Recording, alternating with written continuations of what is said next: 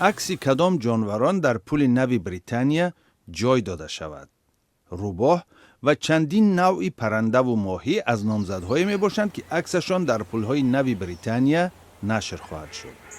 بانک انگلیا سال 2025 پیشنهاد کرد که در پولهای نو این کشور به جای عکس‌های سروزیر سابق وینستون چرچیل، ادیبه جین آستن و دانشمند ریاضیدان آلن تورینگ عکس جانوران چاپ شود.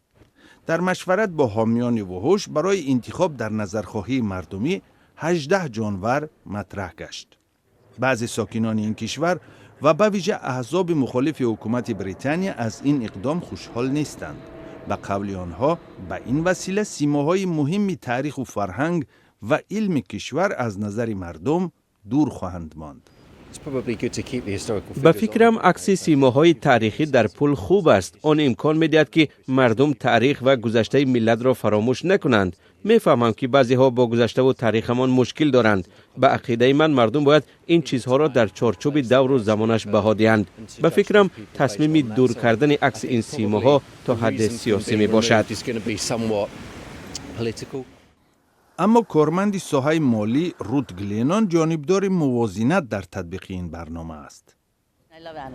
من جانور و حیوانها را دوست می دارم، ولی فعلا در عالم و به خصوص بریتانیا حوادث اتفاق افتاده است که مهمتر از عکس در پول نو کشور هستند.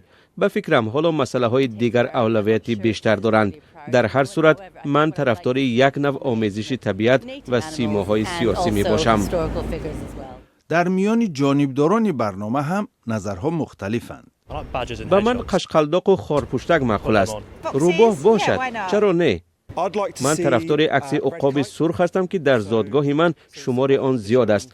به فکرم این ثروت ملتی ماست. ولی عقاب سرخ اصلا در روی خط نامزدها به چشم نمیخورد. نظرخواهی مردمی تا 3 ایول ادامه می کند. سپس رئیس بانک انگلیا اندرو بیلی تصمیم خواهد گرفت که عکس کدام جانوران را در پول 5، 10، 20 و 50 فونت استرلینگ جای دهد.